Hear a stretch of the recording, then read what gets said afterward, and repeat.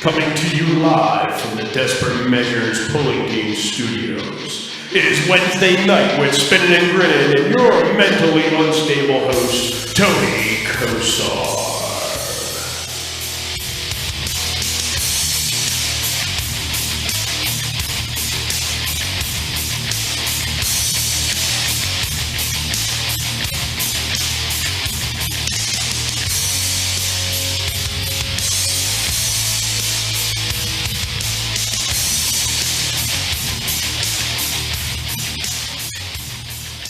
Well, happy Wednesday night. Here, back again. We've been a little bit short. We'll get to that. Little sketchy, a little spotty, however you want to call it. It's your call.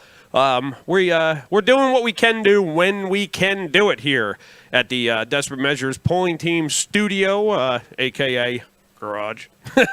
But, of course, I got to play with the stupid little accessories that I have in the beginning. I figured just something for kicks. So hopefully everybody enjoys it, gets a laugh out of it. That's the whole intention. It's not supposed to be professional. It's supposed to be funny. So hopefully we've conquered that, for lack of better words. Anyway, back to it with the Spinnin and Grinnin stuff. It's been a little spotty, like I said, with the truck pulling stuff, traveling, following the East Coast stuff has been, I wouldn't say it's a little more than I expected, but it's been a challenge. For me with champagne tastes and penny pockets, it has been a workout. But we're doing it. We got one more to go this year. Hopefully weather permits the last pull of the season. It really needs to because the points are tight. I'll get into that. But anyhow, let me go on why we're spotty, sketchy, whatever you want to call it. Let me click some things here and make sure stuff's working. I got to get to the right mouse as usual. This is what I usually screw up. There we go. Look, things are working when you work them. It's amazing. I'm going to do a little watching and make sure that, there we go. See if I get anybody who wants to comment, see who pops in. Oh, come on. No, bad computer. Bad. And now it's cutting into my other screen. I got crap going on everywhere. All right, there we go. All right, the wife's watching. That's about it. So, as I see for now. Anyway, we'll click on this, get everything set up so I could just roll. Well, we hope we can roll. So, anyway, East Coast stuff. Well, before I get into that, the little spottiness, we've purchased property, and we're in the process of packing. Not fully moving yet, but we're at that point to where things are getting packed up, jumbled around. It's just busy. Trying to finish out the season, and then doing this house thing, it just comes. We've been waiting. It's almost 2 years. Actually, it's been about 2 years now since we've been really attacking it, trying to get into something. Finally got it, so it's got to happen. So, how many more shows that I'm going to do? This thing is still screwed up.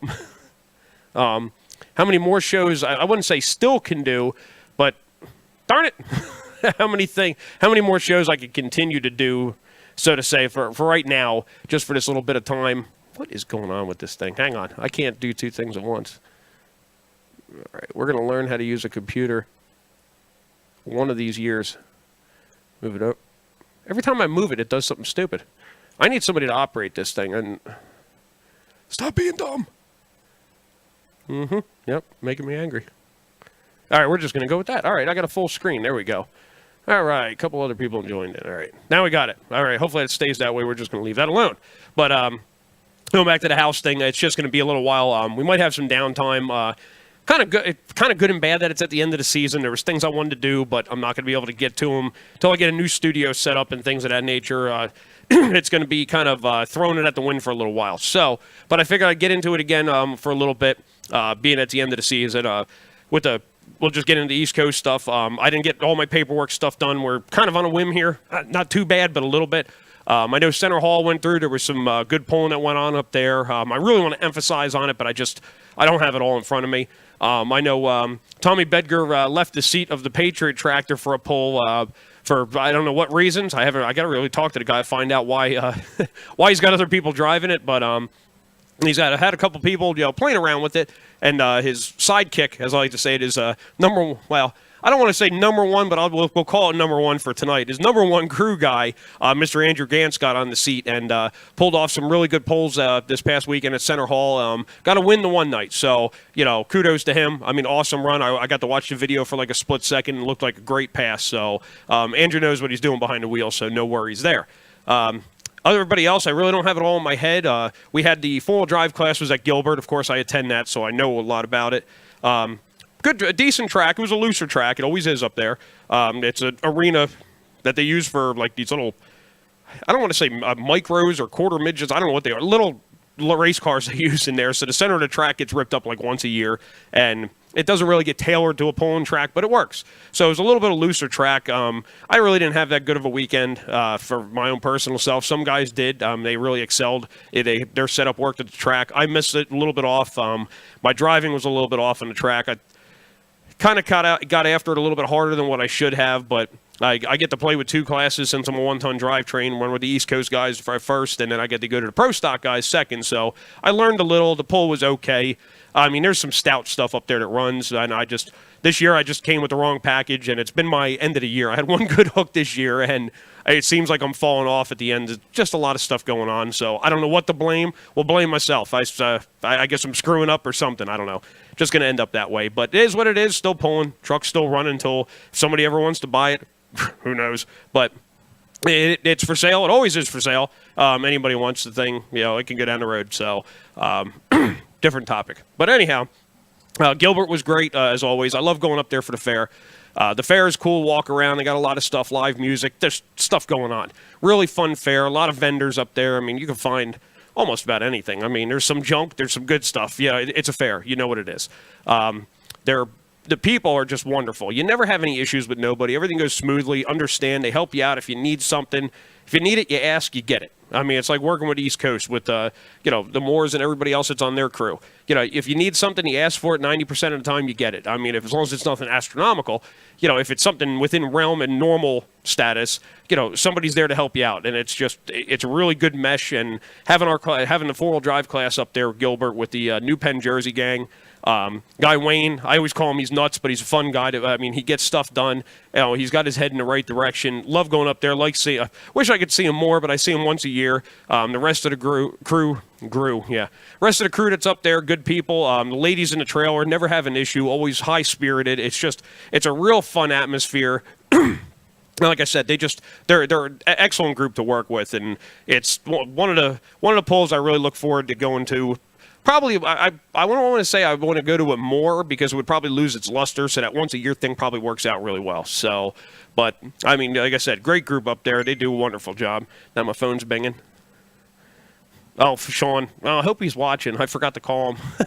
I was going to have, I got a guest that's going to come on tonight. Finally, in a while, we haven't had any kind of a guest. So I've just been going on my own rants. And we got one that's going to pop on here. I got to give him a ring here soon and get him on. Usually I use a conference call and I can have multiple people. And the one fellow, he wanted to get on. And I said, well, if I get time to get it together, I had to move stuff in here to make this all happen. You should have seen it beforehand. It was embarrassing. I mean, that's pretty bad for me. For me to say embarrassing, it's pretty bad. So, Sean, if you're watching, sorry I didn't get back to you. I was just really, kind of pressed for time.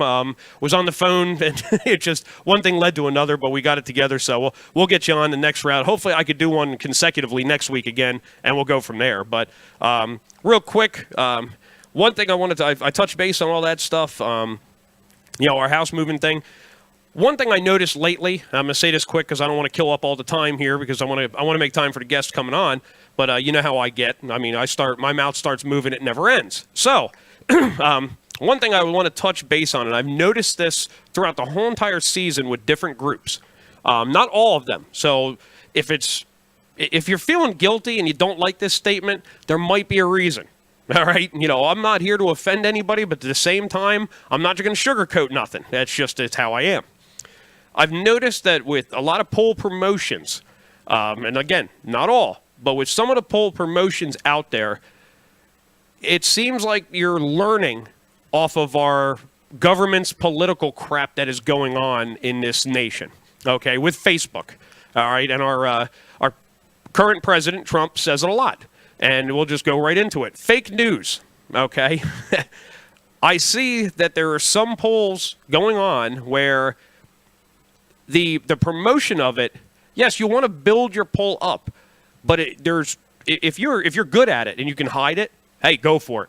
But there are some that you can look plainly into the promotion side of it that it's not real, it's fake. It's not coming from that event. Pictures can come from anywhere, but don't lie about stuff. I've seen lies. I mean, I'm going to say it full out lies. And that's what it ends up being. Maybe it's not supposed to be that way in the beginning. That's not your intention. But there are things I noticed that come up where you're blowing these things up to be bigger than what they actually are. Like, oh man, we're gonna have this, we're gonna have that, this, and it doesn't happen. If it's not part of your poll, don't lie about it. And I've seen this. I mean, if things happen and fall through, that's fine. But I mean, if you have like somebody was supposed to show up, or you had a vendor that was supposed to show up and they didn't, that's one. All right, not the whole entire event. I've seen whole entire events just publicized out, just promoted hugely, like, oh, it's the best event in America. You can't get no better. I mean, it's the world. Europe is over here begging me to go do their poll. No, that's not right there. I mean, it's a little far-fetched, but that's what it is. You're making this huge spectacle of your poll, which is great for promotion.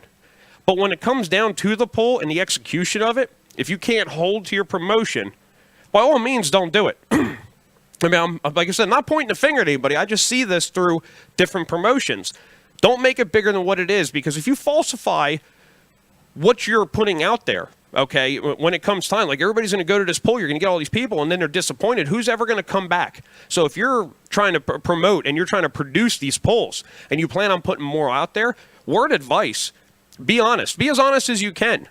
Don't give them something to look forward to, and then I can't even think of the word, but the discouragement comes with that. They get there and it's like, well, this wasn't what I expected. Like, where is this? Where is that?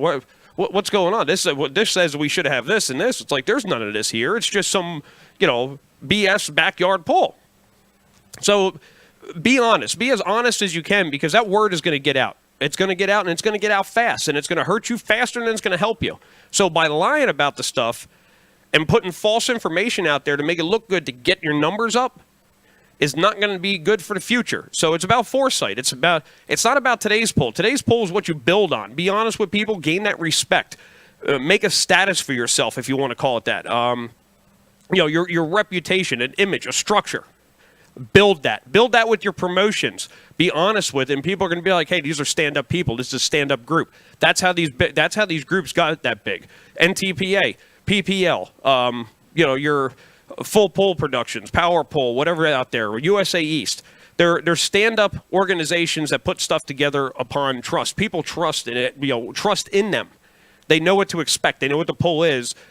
It's not a bunch of, not a bunch of smoke blowing up your butt. Put it that way. Simple terms. Let's get right to the bottom of it, So I'm not going to ramble on about it. I just wanted to put that out there. Some of the things that I saw that kind of bothered me where, don't make something of what it's not going to be. And if you're questionable, be like, I don't know if it's going to be that good or whatever. Just put the truth out there. That's all you got to do. Put the classes out there, what you're going to do, what people can expect, and it's like, well, maybe I don't want to go to that. Don't mislead somebody, because they're not going to want to come back. You mislead me, I'm going to be like, oh, you're an asshole. That's it. I'm done. Not coming back. Simple as that. So just food for thought. But we're going to roll into some stuff here. Got a guy I'm going to try to call here. We're going to do this two things at once thing here, which I'm not very good at. But I got to get to my phone.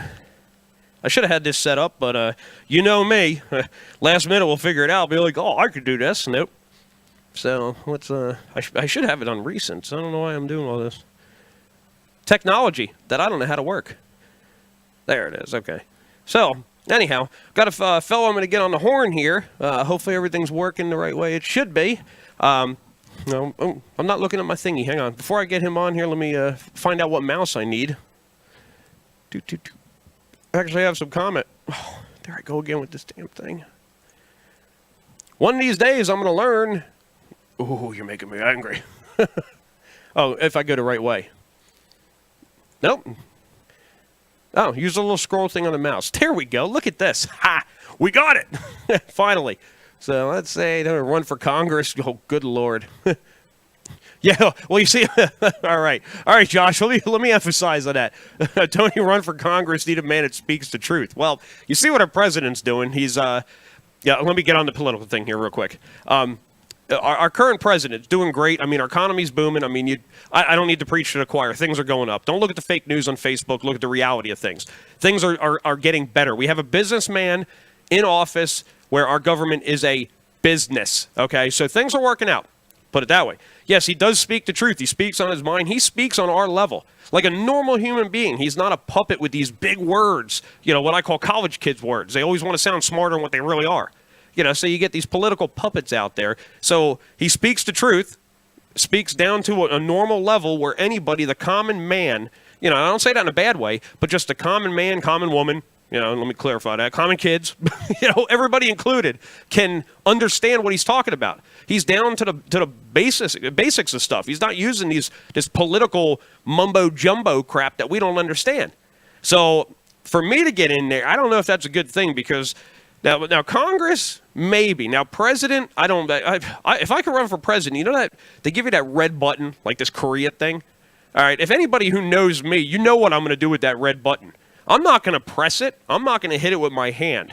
I'm going to smash that son of a bitch with a sledgehammer 100 times, because I want to hit that button. Because we need to teach some people some lessons, all right? So maybe it's not a really good thing. But, hey, if you want me, I'll give it a shot. I mean, well, we can see what happens. I mean, might not be fruitful, but we could give it a shot. But anyhow, let me get our buddy up on here. We'll dial this thing, get some ringy noises. Maybe if I got all my stuff set, we should be able to hear it. Well, it says calling.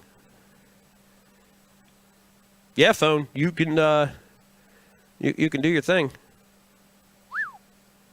Boy, you love it. There we go. Now I got numbers. I don't hear no ringy dingy. Ringy dingy. There we go. Let's see if he's still awake. He gets up early. Hello. Mr. Gorman, how are you doing tonight, sir? Good. How are you? Oh, not too bad. We got a man from the western side of the eastern corridor, I guess you could say. Get a little bit of a take on what's going out your way. First, for everybody, Mr. Andy Gorman. I'll throw it up there. Actually, I have a little thing. Let me put this up, if I can find my mouse. Put this up on the screen there. Since he's up, he's the owner and driver of a truck that's out of Western PA, West Virginia. He could even touch Ohio. He's in that whole little area, a little bit of Maryland.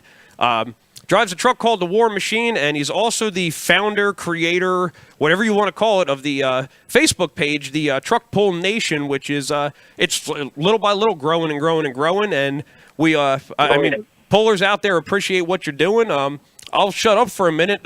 You can introduce yourself, talk about what you do. Let me throw something at you. Before we get into your truck, because truck pulling, I mean, we could do all night about this. But the truck pull nation, you're starting to get into the live stream on the phone and everything. What gave you the fire under your butt to start doing that? What was your kickoff? Well, first of all, there's multiple places you could pull in the same night. I've got friends that pull multiple places, and it just felt like if I was somewhere. Whenever I'm somewhere pulling, it was always nice to wonder what they were pulling at the other place. So I thought it'd be cool if I would video where I was, so the guys back home or at another pull could see what was going on with the other place. So it was like kind of just letting them see what was going on for even the guys that couldn't pull. Guys that were down for the year, or somebody that couldn't get a ride, or something like it was broke down. It was just nice to let them see what was going on. So you're in the same boat where I started with the Pullin Radio Network, and then kind of branched on my own here, doing whatever I can when I can.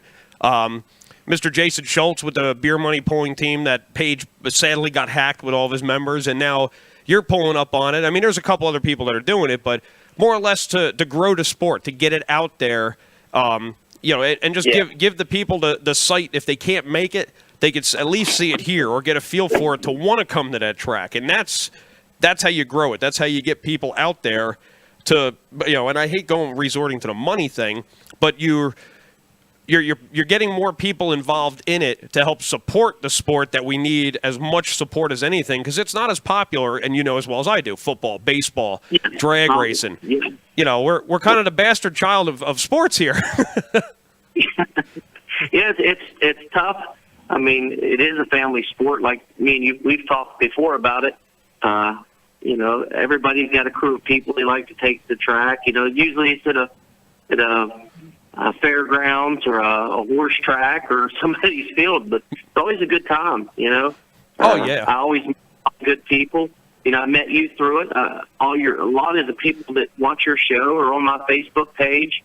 I've got friends and family that's just slowly getting into what I'm doing, and they're like, "Oh, that's pretty cool." And you know, it's growing little bit by little bit, and I'm really enjoying it because you know I'm not into it for the advertising per se, but it's cool to get the name of the Truck Pull Nation out there like tonight when you're Spinnin and Grinnin, and it makes it good for you because I like, you know, talking to you and getting my name out there and getting your name on my site. Well, it spreads, if you want to call it, spreads the wealth.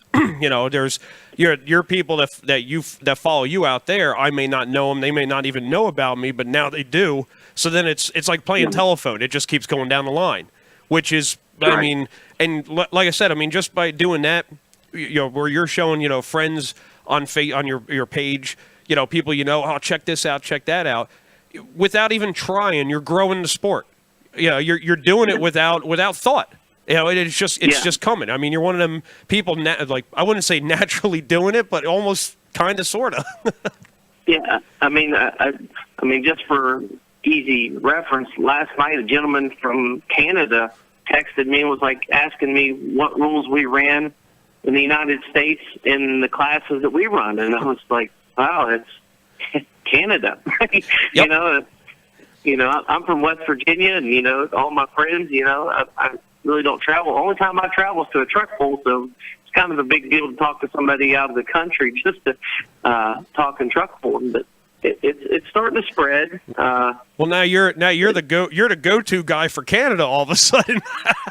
Yeah, well, and the biggest thing, another reason why I love the Facebook page that I have, it's getting the schedules out there for people.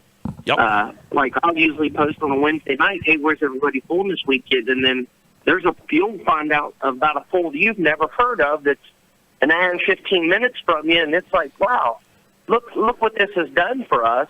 It's opened up a schedule. It's opened up a new group of people that we've never met, or a bunch of trucks that we've never met, and man, it's endless right now because like me and you spoke before, and it's like, well, yeah, we pulled there, and it's like I've never met you. Well, eventually. Yeah, it's at some point, but we're using the social media for the purpose that it's built for. I mean, you know, I just went on a binge about, you know, fake stuff or whatever, where, you know, there is a whole bunch of BS on Facebook. We know it. We have to filter that. But for what we do on it, I mean, you can be fake about it, but you're using it to get the word. Like you said, you know, you're opening up new doors where, I mean, I didn't know how they pulled out west. Like, when I'm talking west, I don't mean west like what they call your flyover states, the Corn Belt. I mean West California. Yeah. There's guys that picked up on the page. I've been talking to them and learning about where they pull. Like, there's a lot of places they don't have sanctioned tracks in, like Utah, Wyoming, Idaho area. They pull in rodeo arenas. And I'm like, how do you even move down the track? I mean, do you have like half a weight in the box? You know, I mean, it's like pulling on the beach, but they're doing it. Yeah. You know, and they have, I mean, California, as restricted as that state is with emissions and everything else, you know, and I know this is off-road, they have got some just amazing, fantastic, huge, I mean, high horsepower, badass trucks out there. I mean, there is a market out west for trucks. It blew my mind when I started talking to these people, but without getting into this stuff such as you did, you know, you don't know about it. Now we've actually opened up that window where if you look at my page, I got to get with that fellow again to send me some more videos from out west, but you get to see something you're never, ever going to see. I talk about this with my friends all the time. It's like, how did people truck pull 15 years ago? It's like, I mean, honestly, how did you know about a truck pull 5 hours away or 3 hours away? Yeah. I mean, I just couldn't just jump on the telephone and call. You'd have to call 60 people to get what you needed to know. Today, I get on my Facebook page. I was like, hey, Tony, you got any pulls over near Lisbon, Ohio? Or, you know, it makes it really convenient. And like you said before, we're using it for something other than drama. We're using it as a tool. You know, It's a clean site. We're doing something that we love. I get people up to the truck pool all the time. This is how I normally do it. When I approach somebody, I'm like, "Hi, my name's Andy Gorman from Truck Pool Nation. Nice to meet you. I drive the War Machine truck." And they're like, "Oh, that's cool." I'm like, "Do you have a Facebook page?" And sometimes the older gentlemen give me the grumpy, "I don't do that stuff." I'm like, "Well, listen, you truck pool." And they're like, yeah, I do. And then they instantly look at their wife like, "What's he going to do to me?" So I go, "Hey, would you like to be on Truck Pool Nation? It's a truck pulling Facebook page." And then they go, "Well, that wouldn't be bad." And then next thing you know, they're having their wives look up their Facebook account because they know how to do all the information. Yep. They log on. Next thing you know, I'm getting a phone call. "Hey, thank you for that. This is very useful. I appreciate you." And I thank them because I love it more than them, because I don't care. I would do it to anybody's page. It just so happened that I felt that there was a need for more information and a doorway for people to see into to help them find more and be better truck pullers. And I mean, you're in an area. You're not in my area. I mean, we're on both ends of the spectrum. You're way west. If you want to go across the state of, like, I'll use PA for our borderline, but I'm on the eastern side of PA, Maryland, Mid-Atlantic area. You're out there, western side of Maryland, West Virginia, as you said, where I can't cover your area.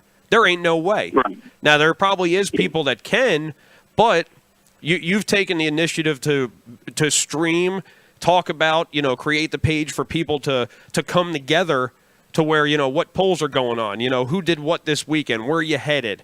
And that all stirs it to where even when you put that post up, and I see it all the time, well, who's going to what truck pull for this weekend? All these other ones pop up, and it's like, well, how far is that one? Well, let me map this.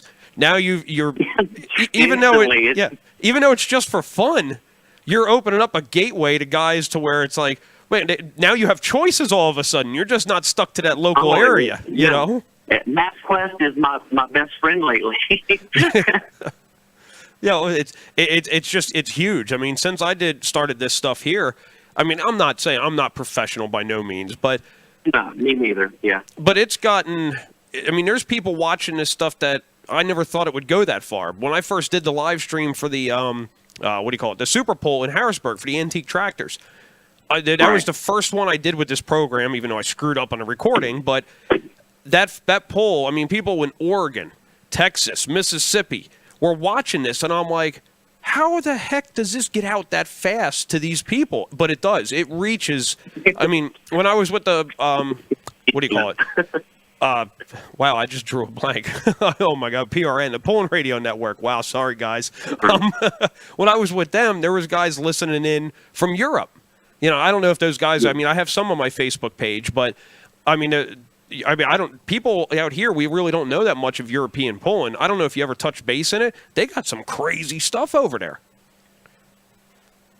So I mean, that all opens the doorway up to where it's like, wow, Europe. Yeah, like you said, it's improving because we're using it the right way.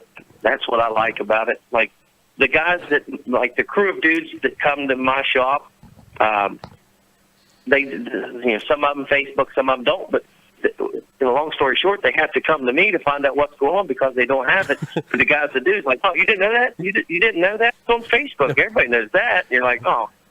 And let me tell you, it just gets, it's not a bad thing, but it gets worse. I mean, I get stuff. I mean, I don't mind it. I mean, I get questions from people, what's this, what's that, help with their truck or, anything, information on polls, which, I mean, not complaining a bit, but it comes and it comes and it keeps coming. There's never a dull moment. And it's great because not only are you helping, but you're also keeping yourself in the loop by accident. So it works. It works in two different ways. Yeah, I have, I mean, on our Facebook page, we've got the hardcore guys that are on their 20, they're on there as much as they can. I have a couple mediators that would help me. They take requests, they screen calls, they do stuff. Marcy Meredith, she does a good job when she can. Let me see. I've got, there's a bunch bunch of people that are on there all day, every day. And if I don't answer something, somebody else is always on there to help out, you know? But that's a good thing to have I guess you could call it a backup, somebody who will feed the reliable information. And there's guys who will just do it to do it. You don't even have to ask them. They're just on there. They'll answer and just be like, well, cool. It's done, taken care of. Yeah. The other thing was the results. Everybody wants to know what happened if they didn't get to go to the pool. Mm-hmm. That's why I like posting results at the end of pools and the live feed. When I get time to do that, that's the hardest thing that we talked about. Doing the live feed is really hard because I'm actually getting ready to go pool and I've got to have my phone, and it's hard to to concentrate. I'm trying to watch the track and watch what some other trucks are doing, and still try to have a good time and still do a good video for everybody. So it's not like, come on, why is he doing this or that? So I'm actually looking for somebody to do some polls for me, and just post it to the Facebook page. Like, if I go to a poll, somebody do the diesel class for me, or take my class for me, and then I'll take their class for them. That's one of the hectic things about having it, No, that's where when my wife goes to the poll, she's the one that does most of the camera stuff, and she's actually, I think, gotten better than me with the things. But with time comes training, I guess. But without her doing it, there's no way I could possibly do all that. Work on the truck, get it ready, stage it, scale it, tech it, and do all that stuff, and still get the footage. It's nearly impossible unless you have, I don't want to say a crew, but have help to do that. And like I said, Here's the other thing that kills you too with the streaming. Most places, your smaller brush pulls and things of that nature, they don't care. You get to the bigger venues and you start getting that, that pushback. Well, I don't know, because they think that the streaming, that a Buck Motorsports is one of them. He doesn't like the streaming. He thinks it's going to take butts out of the seats, which it's 50-50. I mean, we could argue about that all night. That's a whole nother discussion. But, if my guys from my truck pulling area can be there, they'll be there. If they can't, they want to see it anyways. Yep. So, and it's that's the way I see it too. But, some guys don't see it, so we get that pushback. Now, here's the biggest kicker, unless you've, and I'm slowly figuring this out. With the cell phone, it's not that bad because the cell phone will adjust your pixels and everything else. It'll adjust the film quality to the level of service to get that service out. So the phone is easy to pick it up. Now, if I do it in HD in like a 1080p, 60 frames a second, it becomes really hard to upload. So now you're at the mercy of, do we have service? And I don't know. It's spotty out here, and we have good service. I can imagine you're in the hilly area. I can only imagine your service sometimes out that way. Yeah, it's sometimes it's spotty at best. And that's another thing. Everybody asks me sometimes, they're like, well, why didn't you video? It's like, well, you'd have to watch it 4 hours later, even if I did video. So. Yeah, and that's one thing I noticed too, where, and food for thought of anybody out there, including yourself doing it, and just my own learning, to video live is awesome. I mean, it's absolutely, there's no other than being live. I mean, that's what people want. But if you're going to try to live stream it and it's going to be glitchy and it's going to be spotty, I've seen live feeds start off really good and they start at, right before the event happens. I mean, you got 500 people watching, and I mean, it's no exaggeration. I mean, literally between 400 to 500 people on this live stream. And then as soon as the poll starts, everybody in the stands hits their cell phone button. Well, you're sucking out of the same service as everybody else. Yeah. So now, that's true. So now you're trying to put 2,000 GPM through a 5/8 garden hose. Now your service is cut back to now all of a sudden you're glitchy and everything else. I've watched numbers instantly drop from 300 to 400 to 500 views to 70 to 30 in a matter of minutes, because as soon as it's glitchy, boom, we're off of it. So it's best to actually not even attempt it, video it, post that stuff up later so it's a smooth, good video, and that's what the people want. They don't want that spotty. So it's touchy. I mean, service is hard unless you got buco bucks for those bonding units and everything. I don't have that money. So it's going to be, we have good service, we're going to live stream. If we don't, guess what? You're going to get it later, but you'll still get it. Well, my buco bucks goes in the trucks, not cell phone stuff.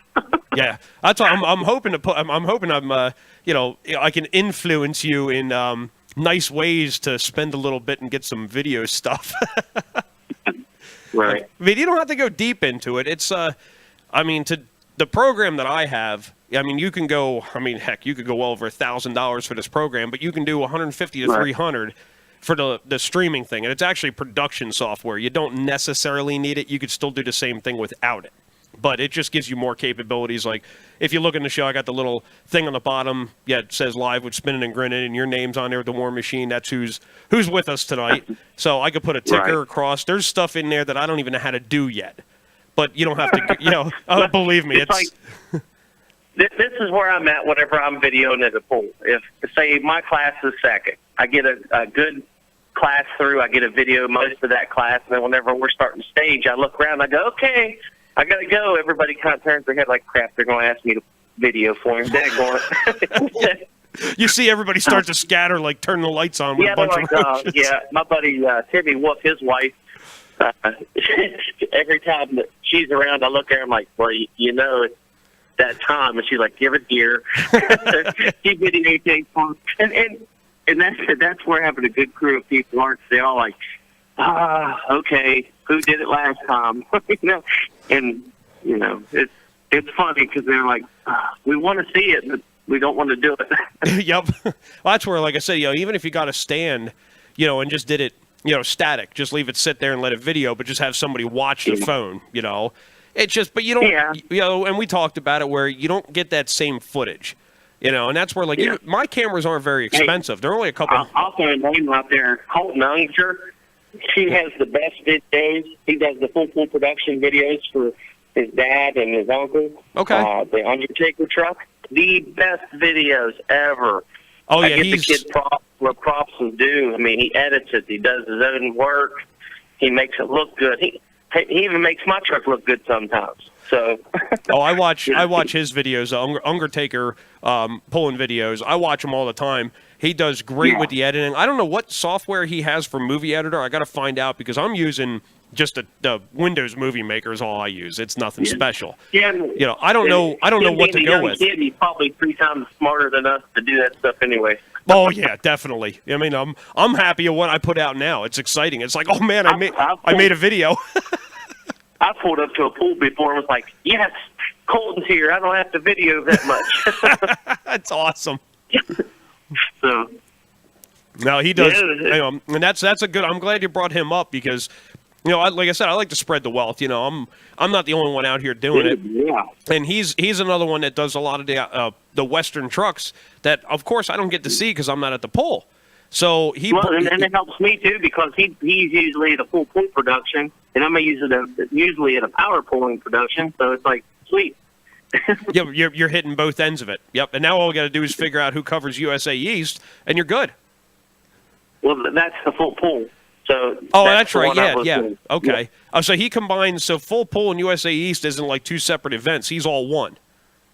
Yeah.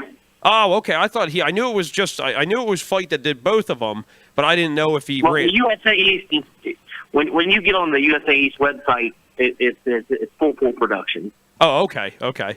And like, Lucas Oil would be your power pulling. So.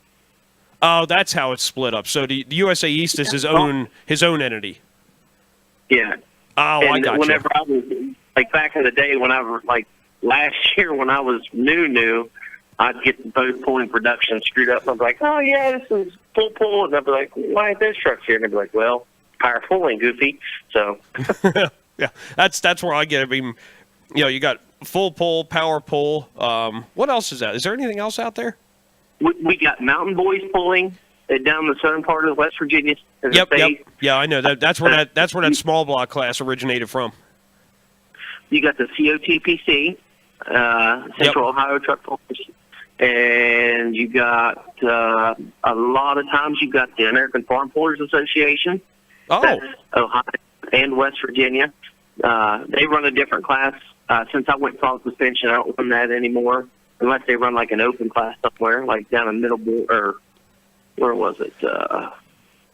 I think they run rules over at, I can't remember the name of it, but we ran one of their open classes this year, and it was pretty fun. So, man, you got a lot going on out there. We're struggling a little bit. I mean, we're getting stuff put together. It's just trying to get people to try new things out in this area. There's not a lot of, I don't know if you have the same problem out there. There's not a lot of, I don't know, of a want to attempt anything new. I don't know why I can't get people to grab on this stuff to where, you know, you're struggling. It's time to throw something in the wind and see if it comes back. And I just can't get nobody to bite on nothing. You know, and it's like I said, I'm trying to touch base on more of the budget classes because you know as well as I do, even the class that you're in, what it costs to make the horsepower you need to be competitive, not everybody can do that. So you got to find that. I don't even think I could do it. No, but you did it anyway. See, and that's where a lot of these productions need to sit back and really look behind them and say, what's it going to take to get some more pullers in? And I say it's these 16-year-old kids getting their dad's old truck out of the field. They're putting an intake on it and throwing some loud exhaust on it and some mud tires. They're wanting to go pull it. Yep. Well, everybody doesn't. Those kids don't have $40,000 to go jump in a pro stock class. They want their buddy down the street and the Ford and the Chevy kid. They want to pull against each other at the local fair. Mm-hmm. And that's where you bring in the addiction. This kid's going to get in that truck and he's going to compete. He's going to get a trophy. And that's where. Yep, and that's where Walter Smith, that does the custom metals fabrication, the one that does the hand throttle that you can kind of see in the picture a little bit. I got that thing on the bottom. You know, he's from Indiana, and he had the best wording when I had my buddy Gordo on the show, and he said, you know, you just need a local hillbilly class. I mean, it's not you know, not demeaning to anybody, but that is the perfect wording for the class, hillbilly class. And leave it at that. It is just bring your junk and let's hook it. You know? Yeah. And that's where we all started. Yep. I started with a street legal 396 and said, I'm gonna go beat the world. You know, and I put headers on it and they're like pro stock. And they're like, oh, well, who makes that rule up? You know?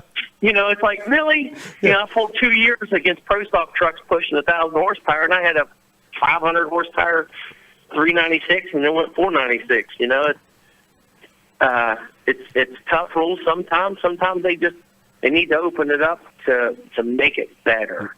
Now wait, touch base. I remember I think you were on either Truck Pulling Madness, one of the groups, and I remember the truck before it even had a weight box on it. You know, anything done, and what brought you? And I mean, I know the reason, but for everybody out there listening, what brought you to the name of that truck? Well, years ago, my truck was originally built for the local fair. We had what they call a stoneboat pull or a deadweight sled. Okay? And, you know, it wasn't live. Basically, that's what the farmers used to do. They used to load a sled up with as much weight as you could, and they'd set on a field, and they'd see who could pull the farthest. That's the same type of truck pulling we did before. It's really violent. It's really hard on equipment, but it's who brought the toughest truck and hope you brought enough. And you'd bounce it off the ground for 5 minutes until it either blowed up, broke, or you won. and it put through, and me and a bunch of my close friends, we used to go four-wheeling, get them muddy, paint them camouflage, and I always thought it was like going to war because you were going to break, win, or blow up. Yeah. No, it's great. I mean, The war machine thing came around at that point, you know, when I was deadweight sled pulling, because it was a tough truck, and, you know, I was the local guy that, you know, built the tough truck, and then when I went to the big pulls, I was like, dear God, these guys are tough, not me. Well, it's a whole different aspect. I mean, a whole, you know it. You know, I don't need to preach to the choir. Kid on my truck. Yeah. Nope, it's a whole new ball game. I mean, even, you know, from deadweight pulling to the old, what I call the wedge sleds, that used to be a heavy sled that got heavier, you still had progression. Now it's like, yep, here we go, and then all of a sudden, there we go, smash. I love pulling transfer sleds. And like, I've got some local guys that ask me about it. It's deadweight sled pullers, and I'm like, it's awesome. You don't break anything unless you don't know how to push the clutch in at the end of the pull. Yeah, exactly. But as far as having fun, the transfer sled, oh man, if you haven't pulled a transfer sled, you've got a truck, and you're sitting in the stands, you're like, man, I wonder what my truck could do. get out there, join the class. I'm sure we can get you to pull somehow, somewhere, and it will be fun. And the You'll love it. chances of breaking, I mean, anything can happen. But with the way the weight transfer sled works, you're not off the line. You just got to be a little easy off the line. But as soon as you get her moving, you're good to go. If it starts doing something stupid or if it gets real hard, like you don't want to push that stress factor at the end when the weight gets on you, all you got to do is stop. And I mean, my buddy does that. I let my wife drive my standard vehicle all the time. That's the worst chance of breaking right there. Yep. I mean, and most of these newer trucks, I mean, now, I mean, the iron that we have is getting, I wouldn't say it's harder to get your hands on, but the younger generation, it doesn't have it. They have your 01, 02, 05. I mean, crap, we're in going on 2018 here soon. So a 2010 truck is your newer kid's truck. So they're find a stick.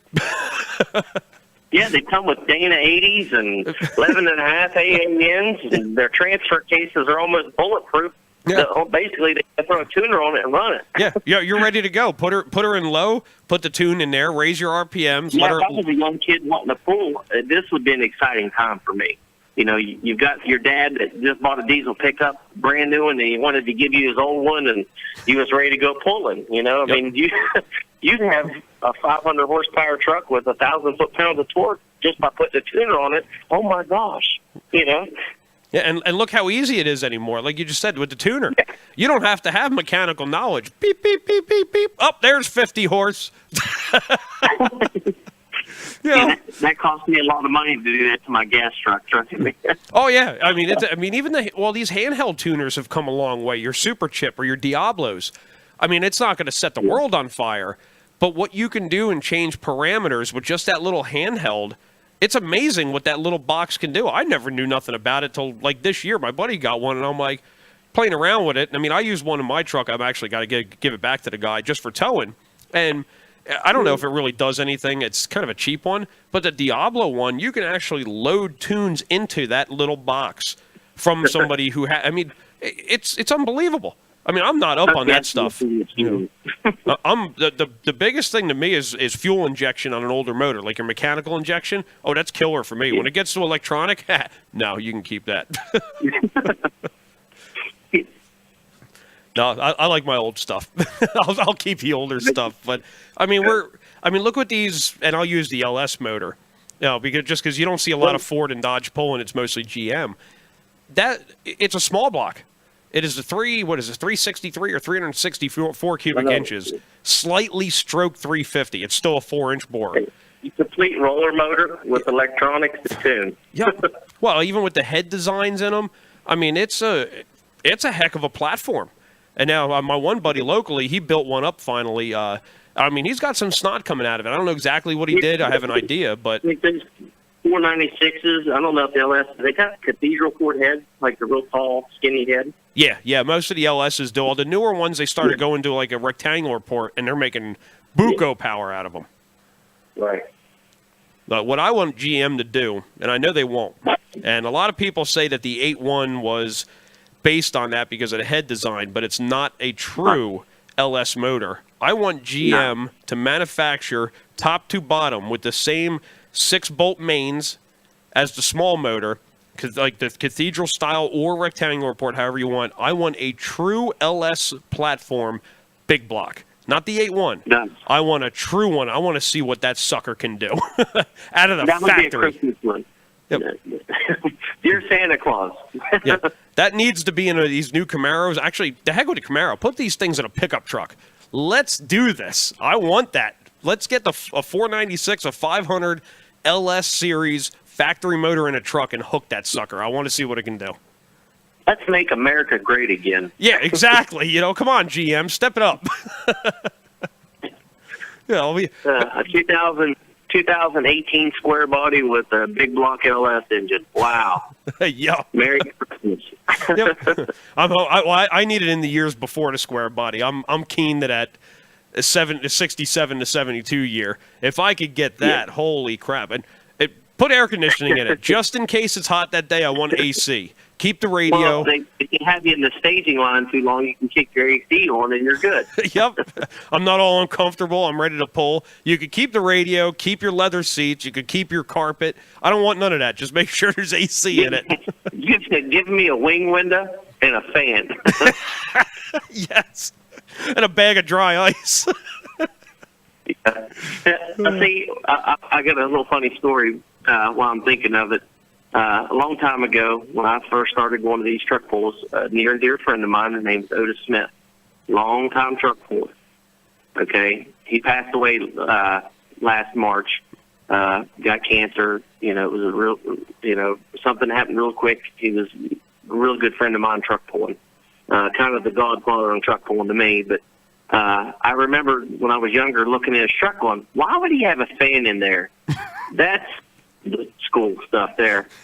And I was like, can't you just roll down the window? Well, you put this fire jacket on and a helmet, and you're waiting to hook up to the sled. I now know why Mr. Otis Smith had that fan by his head. Yep. That gives me an idea because I'm a truck mechanic by trade, and I have those in stock. This is giving me ideas now. That tachometer doesn't have to be there. Yeah. Might have to put a fan in it. That's actually got me. Some days I could use that. Very much so could use it. Yeah, it was like a 5-inch, 6-inch metal cage fan. Yep. Since you had the interior gutted, he had to screw to the ceiling in front to the right about where the four-wheel drive shifter was, but way overhead, and pointed back towards the driver. Mm-hmm. That was so nice. Yep, hit the switch. These new fans, they actually, the ones I just picked up for the shop, they have, instead of just being on and off or high, low, off, these things actually have a potentiometer on them, like your gauge lights, where you can dim it. This thing is variable speed top to bottom, and I'm like, all I need is on and off, but this is pretty kick-ass. Nice. So, yeah, I might have to do that. My truck's pretty much old school. If you really see it up close, you'd be like, what in the hell? But so that might really put it over the top. Be like, put the fan in there. I had fuzzy dice at one time. Now it's got to be the fan. Well, with the comfortable suspension that these truck pulling trucks have, gotta ride plush. Yeah, I have a piece of foam underneath my racing seat.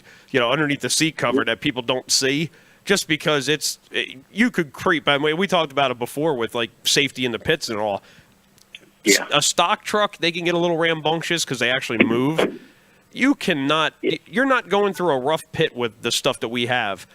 If you want to, you could beat the crap out of yourself in your truck, but you are not running that thing through the pits fast. You can't. Yeah. I get mad whenever I'm like, oh, there's no grass in this pit. Heck on it. Mm-hmm. Look for that soft. A friend of mine, he's a mechanical engineer genius. The front bump stops on my truck was basically a metal piece of all thread that went to the top of your spring.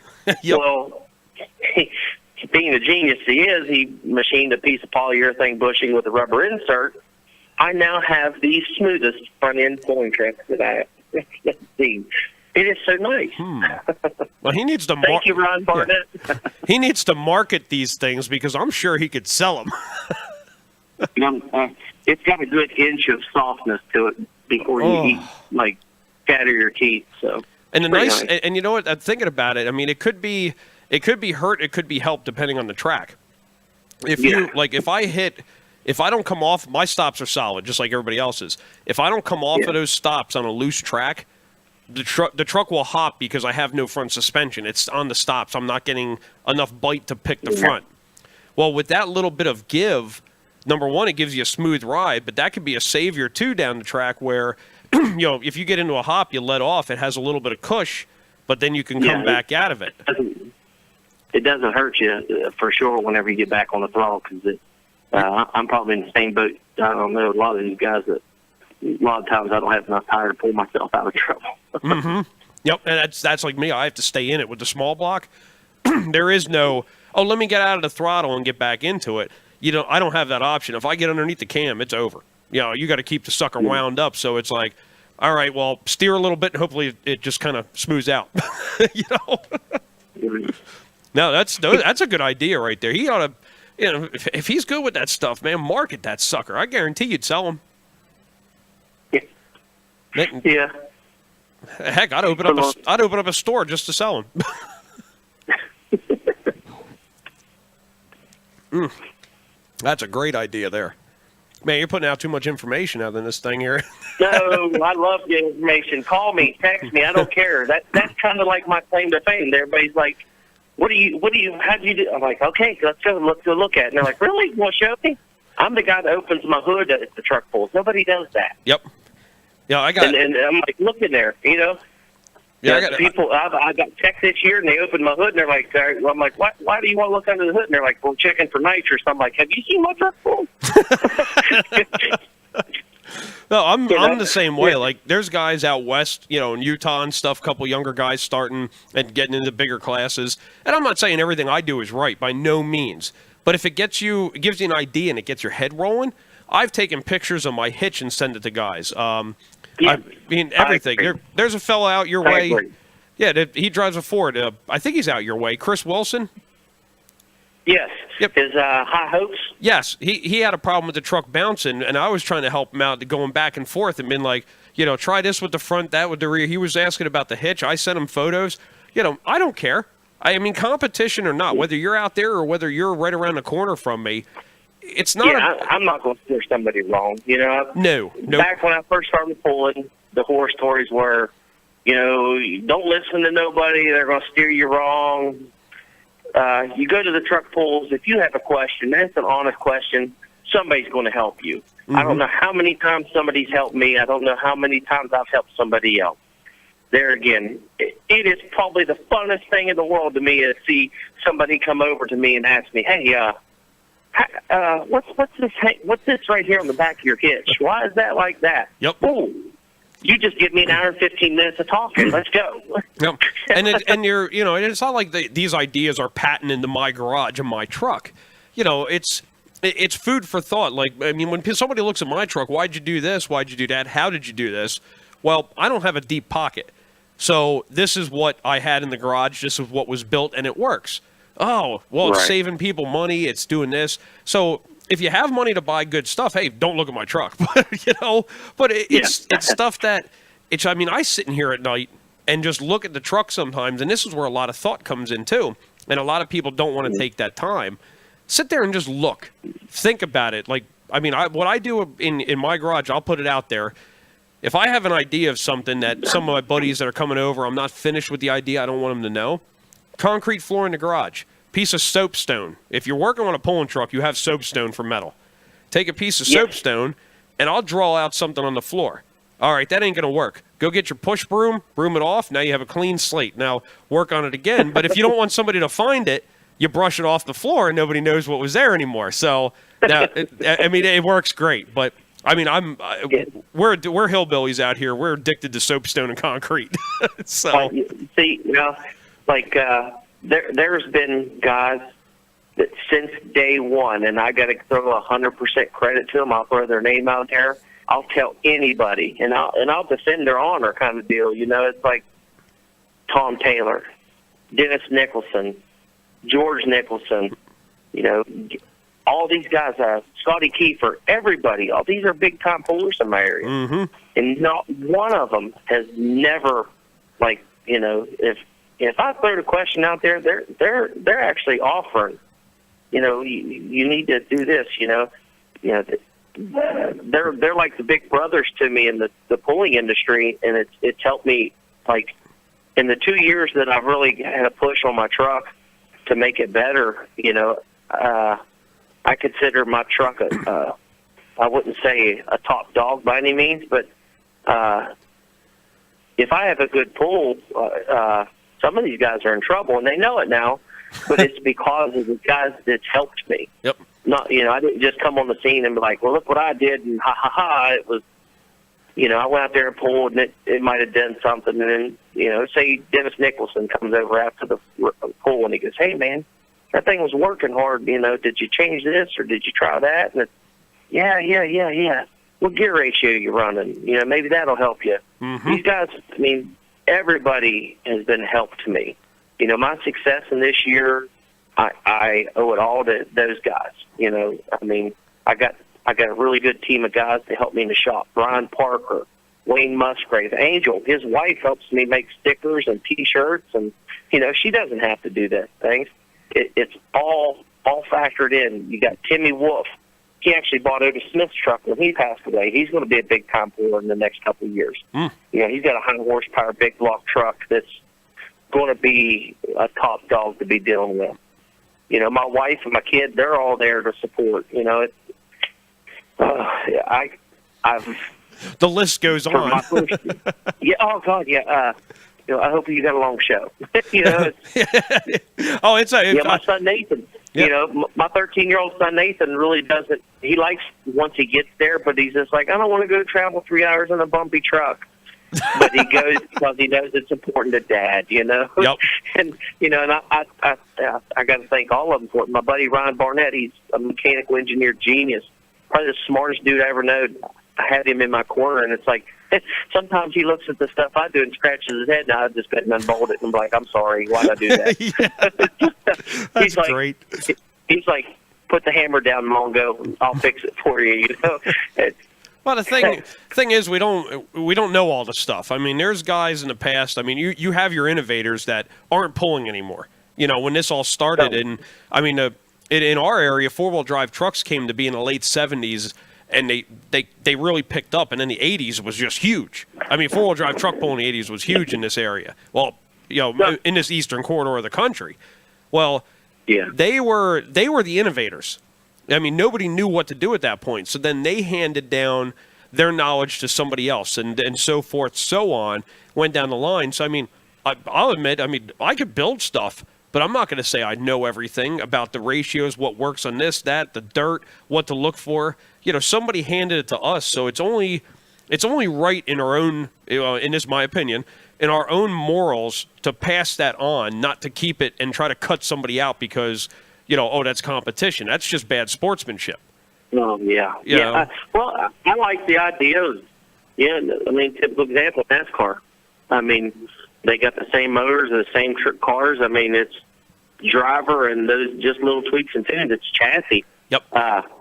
I'm stuck between a rock and a hard place with the two venues that I pull because, like, I got Scotty Kiefer, I got Jim Halstack, I got Dennis Nicholson, Chris McDougan, and Gary Nicholson Jr., James Crump. All these guys on that pulling venue, they've been doing it for 15, 20 years. Oh yeah, they're ahead of the game.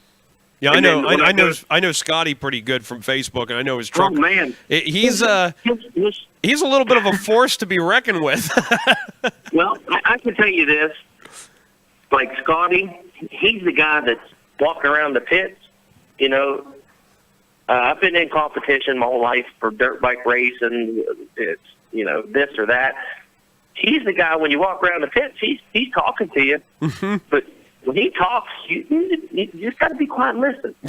He's not steer you wrong.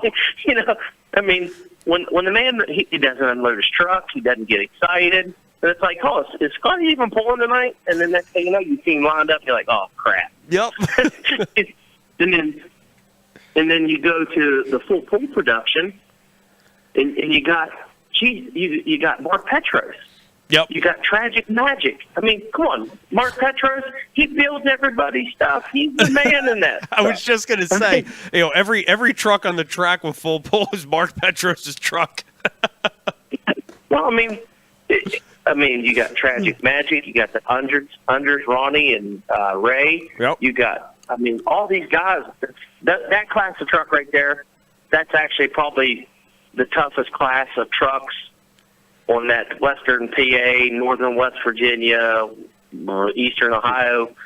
Well, I'd say I'll let it out of the bag. If they came east to my area, they clean house.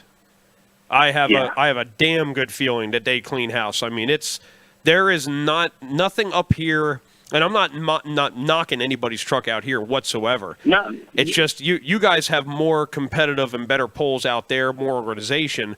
Our organizations are just, and I hate to say it, but struggling to where we're trying to build it back. But since they're struggling, you're not going to get that caliber of truck. Like, who's going to sink that kind of money into something when there's no promise of tomorrow, if you want to say it that way. So I mean, if Scotty came out here, good night. Yeah, well, and it's like there was the Matt Mosers. I forgot about Matt. Matt, God, he's got like 3 trucks. You got Rob Farrell. He's got like 3 trucks. Yep. All these guys, I mean, they've got 15 years. I mean, 10 years, 5 years, whatever it is. But, I'm just going to throw it out there. I'm pushing 1,000 horsepower. Okay. I like saying that, by the way. 1,000 horsepower. But dude, you should have seen me when I was able to say 700. Now that's a whole different horsepower, though. I only got to go to like 2 full pulls this year, production, and there was like 16 to 17 trucks there. I know I got a competitive truck. They usually have the same. Those guys pull for points. They're a real competitive bunch of guys, but very nice guys. Love to pull with them. Probably the biggest venues I go to the year, Truck Wars, and a couple of other ones over in Lisbon. You get up near the 300-foot range. You've been in the truck 100 times too. You get past that cone to the 300 mark, and you're like, yeah, it's going to be a tough night for them. Yep. Then you see next truck right there. Next truck right there. Next truck right there. Next truck 20 feet past you, 10 foot. And you're like, wow, every truck here is a proverbial tough guy. Yeah. You don't have no sandbaggers. It's rung what you brung and hope you brought them enough. And that's what I love about it. The only thing George Nicholson, Jesus, he's got so many trucks. It's scary when he shows up to a truck pull. It's just like, well, am I getting ganged up on? I love him to death. He's like the godfather to me. Can he sponsor one out east, please? Well, and that's just it. Like, when I first started truck pulling, it was like, hey, who's this guy? And they're like, George Nicholson. I'm like, oh, dude, that says Steve Schmidt in it. Oh, okay, that's cool. And then I'm like, wow, that's a cool truck. Who's that? Oh, that's Dennis Nicholson. I'm like, wow, same name, huh? And then another truck pulls in. You're like, well, that's a cool truck. Who's that? That's Gary Nicholson. You're like, wow, I really need to go home. Yeah. Well, we know where first, second, and third's going. Well, yeah. But, now I can run with those guys. I haven't beat any of them yet. I'd like to say that right now. But, I got some good competition. And then, like I said, a lot of good friends this year. Yeah, but you're still, you got to think, too, you're still a work in progress. Oh, yeah. I mean, we're still heavy. You're putting horsepower to a truck that's never seen that yet. Yeah. So there is so much growing. I mean, if I ever get any money, if this truck sticks around, I ever get money to put a big block in the truck, it'll probably pull, but who knows what the hell it's going to do. I mean, it's a whole different animal. So, yeah. You're at that stage where, and I don't want to make it sound like adolescent, but growing pains. I mean, I'm in it with this small block making more power, and this year has been hell for me. I can't get it to work. Yeah, and it's like Christmas to me right now. The end of the year's winding down. I'm ready to tear it apart. I'm ready. Like, I already got my plan. My couple guys on my pulling team, or they're like, yeah, let's do this and this, and let's lighten it up. We knew we were fat this year. The truck's fat in the back. We're heavy. People come to me like, you need to do this and that. Yeah, we know it's on the list. It's not, like I feel like a married truck puller, because when I go to the truck pulls, I'm like, yeah, I'll get to it. Yep. The thing that kills me in it, and we discussed it with the classes, before that, the bigger classes, I mean, are soaking up so much wallet anymore that it's so far, it's out of reach to a lot of people. I mean, it's really out of reach to me, even though I'm trying to make it happen. But yeah, the day that I end up with a big block making 900 to 1,000 horsepower, everybody else is going to be at 14. And it's never, unless I hit the lottery, I'm never going to catch up unless there is a stalemate somewhere or cubic inch roll. I was going to name my truck Divorce Court next year, so. Yeah, see, now we're moving. We bought the property, so now I got to build another shop and everything else. So I don't really even know if there is a next year. But At the Right. same time, though, taking a year off, regrouping, before you get burned out. I mean, this year has been a lot of friggin' hooks for me. So I'm not going to Yeah. say I'm totally burned out. How many hooks did you say you got? Well, at East Coast, there was like, including the rainouts or whatever, I think there was like 14 or 15. But then I did two local, two local, other than going to ones that I didn't even pull at, just a video. Where else did I go? I can't even think of where I've all went. Well, I did the 2 this weekend in 2 different classes. So, I mean, I don't know. By the time the season's done, probably 20 hooks, and I'm looking to go down to Miller's Tavern for their small block class because the guys are really cool down there. And Right. and I just want to go down there. Just last year I started it, so now I'm on this like every year thing. I got to at least make one appearance, So Right. see where and see where I stack up with the guys. But so I'll probably be 20 hooks in, which doesn't sound like a lot to some pullers, but it's a lot to me. Oh man, that's a lot of money. Yeah, yes. Well, and I'm like, oh yeah, it's this weekend. Well, Saturday turns into a pool, and then you go on Truck Pool Nation, and somebody says, oh, there's one Wednesday. You're like, oh, I'll go to that. And then there's one next Sunday, and then the next day they're like, hey, I need to cut grass, or I'm going to cut hay. Yeah, my grass this year at one point in time might as well have been a hayfield for the yard. It was. I'm like, man, I got to cut the grass, but I got to get maintenance on the truck. Well, guess what came first? Yeah, I'm going to make a T-shirt that says priorities of operation: wash truck, pull truck, cut grass. Yes. If you make that shirt, I'm putting an order in.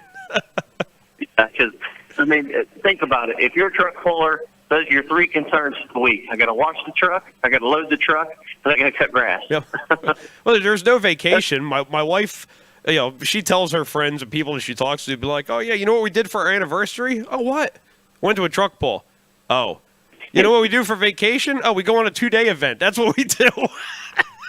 Well, my wife and kids, they go on a vacation without me. So they're like, we're still going, whether you like it or not. You can go to your truck pull. Yeah. My vacation is a 2-day event. Be like, oh, we get to sleep in the trailer. You should see the look on her face when I'm excited. I'm like, yes, I get to sleep in the trailer. All right, cool. We're camping, whatever you want to call it. She's all like, meh. And I'm like, what are you talking about? This is awesome. We're at a truck pull camping. I'm like a 12-year-old when I get out there. It's kind of sad. But I mean, that's where it's fun. Like, we talked about it too, where you get your. Everywhere has their bad apples, and I'm not saying I was an angel, and by no means when I first started in this area, but I'm just a stickler for fairness, rules, and what's right is right. So that's where my mouth gets me in trouble. But I mean, you go there, like even with the East Coast guys. I mean, I've had my problems with a certain select few in the group. But you always got a bad apple. There's always there's always one apple that's going to fall and rot. I mean, you can't avoid it. But most of the guys, even with the East Coast, they know where I'm at. I mean, I'm playing with them because there's not much out here. I mean, there is, but there isn't. Yeah. To where I just wanted to do it. Let me see where I stack up. Let me learn. There's a lot of guys that'll help you out. Good pull, good luck. I mean, great group of guys, with the exception of a few, which like I said, you always get, but 90% of the group are all stand up, will help each other out. I mean, just this year, and we'll jump from the gas class to the diesel, the East Coast diesel pro stock pickup trucks that, I guess they're like 3.6. I'm not a diesel guy, but, the pickup trucks that run with East Coast, Norman Newswanger had a tire problem. Well, Andrew Grove with the bad timing truck, and they were neck and neck for the points, first and second. Andrew Grove had an extra tire. Loaned Norman the tire that night, and Norman ended up getting the win with Andrew's tire on his truck. Yeah.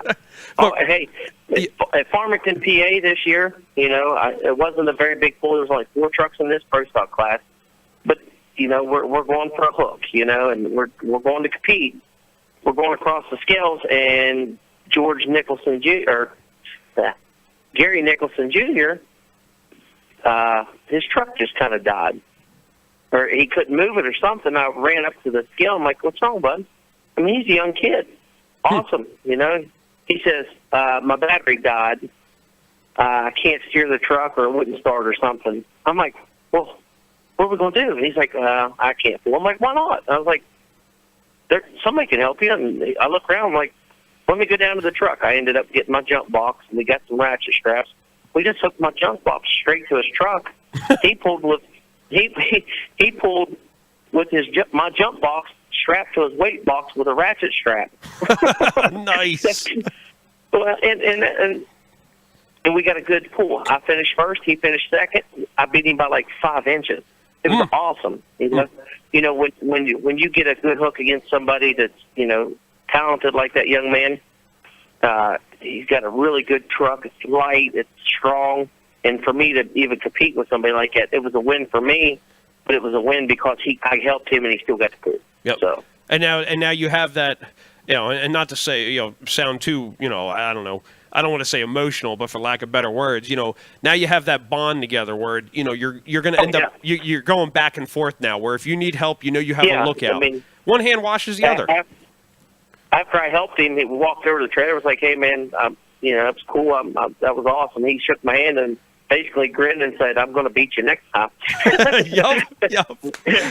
And I'd like to add, he's beat me twice since then, and it's okay. Yeah, but you're going to get that day though where you could pay it forward, but it's all in good taste. It's not, dude, the camaraderie is where it's at. We went to New Martinsville Town and Country Days there a couple weeks ago. It got rained out, but before it rained, a gentleman came from another pulling place. I didn't know him.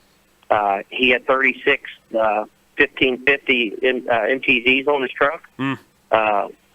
He pulled into the vent. I mean, he traveled to come to the place, but he hadn't had an extra set of tires there. He might not have known the rules, and they said, we can't let you pull unless you change your tires. And he was like, oh, okay, They started pulling it off the trailer. It was exciting, and they're getting ready to climb underneath the truck with a bottle jack and a floor jack and a board. And I'm like, I got a bumper jack in my truck, dude. Let's hook it up.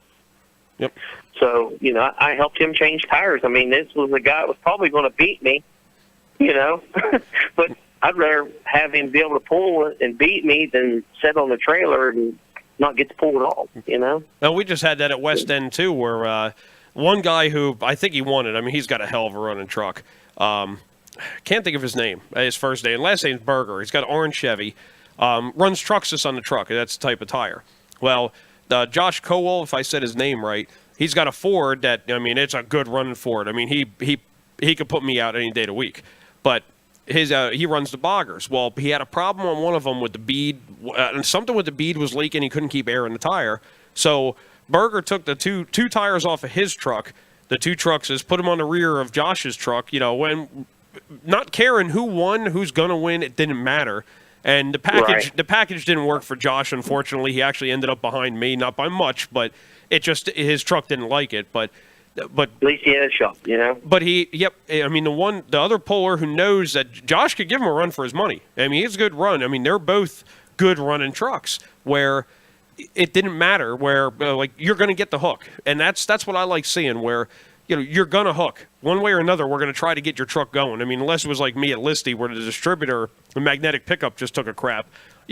That's something I don't expect anybody to have I should have had my spare with me, but, it just, I didn't know that's what it was at the time until after I got it home. But, something like that is a little bit extravagant. Right. But for the general purpose of stuff, if somebody, like you said, with the battery box on there, it's just, we're all here for a purpose, and like I said, going back to that bad sportsmanship thing, to sit there and just point and be like, yeah, you're not going to hook tonight because I'm not going to help you. That's just a real ass move. It's just, it's not good for the sport. In a whole, it's not good for the sport.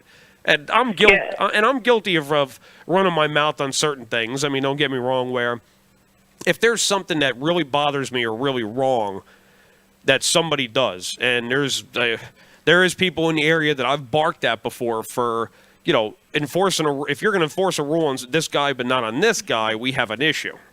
And that's where I got a lot of my hatred from, because I wouldn't keep my mouth shut. Well, fair is fair. I'm sorry, right? There's a right and there's a wrong, and I'm a little bit of a tightwad on that. But, which kind of, like I said, it built my my reputation or whatever. Cross the bear, man. Yeah, so, I didn't get a lot of likings out of that, but I've calmed down to the point where I'm just like, if you're going to do it, you're going to do it. I'm not going to stop you, so it is what it is.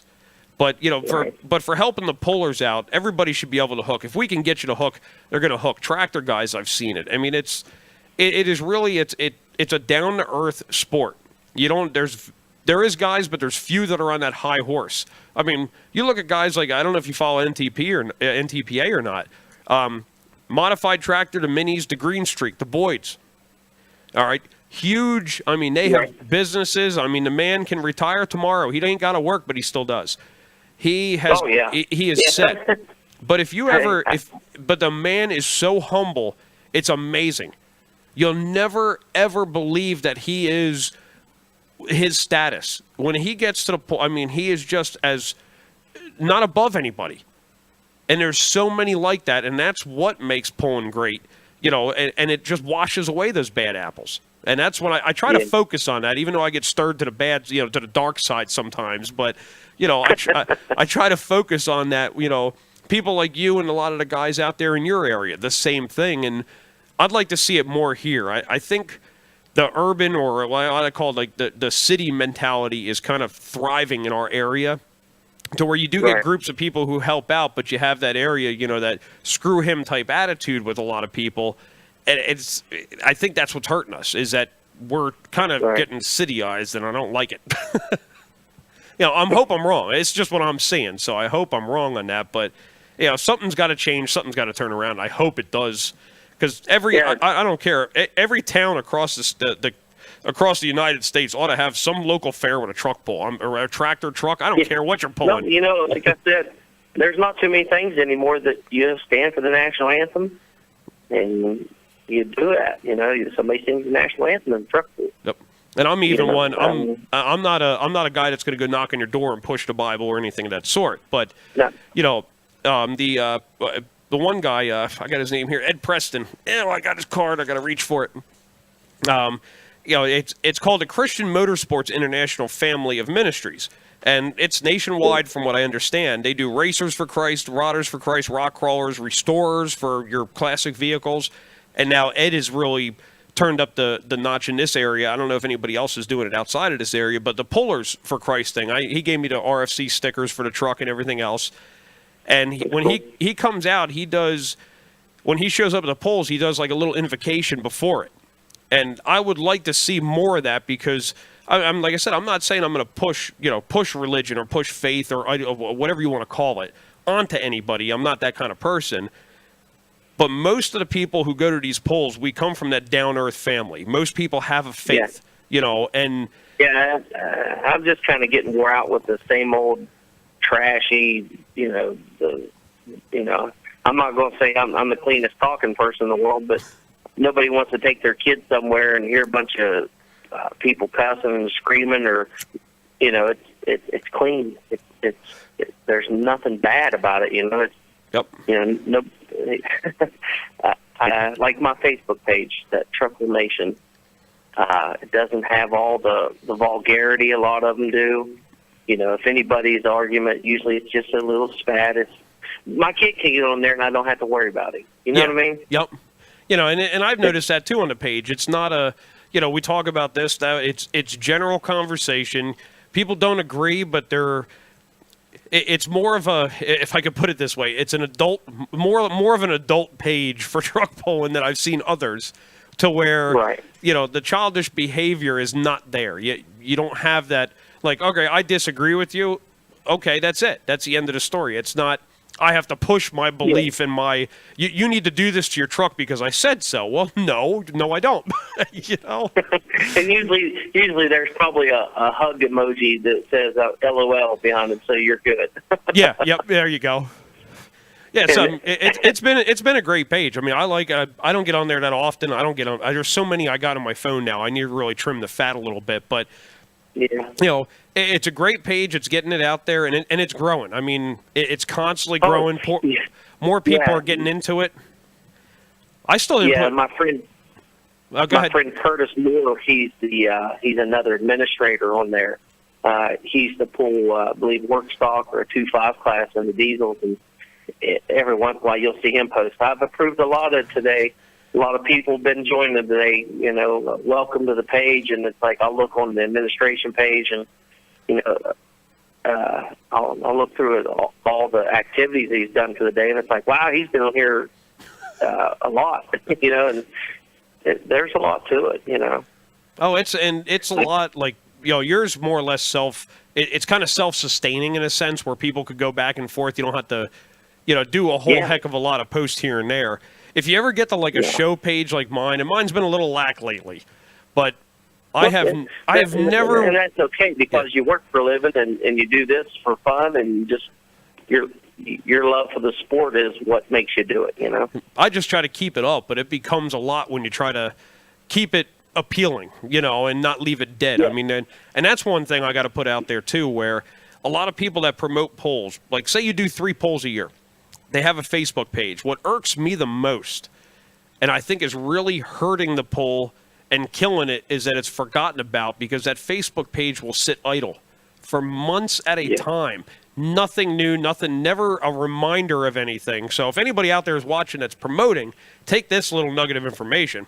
You've got to have something to keep some sort of activity, some acknowledgement, some excitement to keep people on a thought page of your poll, or you're going to be forgotten about. And I see it around here. It does happen. I won't say all the groups, but where it's too laxed on the page, and like, that week of the poll, that weekend, all of a sudden we're exciting on the page. Well, it's kind of burned the hell out now. I mean, you basically kicked yourself in the rear at that point. I mean, you got to keep it moving, or else it's going to die off. So I mean, if you got a Facebook page that you're not going to keep moving, you might as well just shut it off. It's definitely an evolving thing. For like, I keep bringing it up, but it's the page that I'm working on.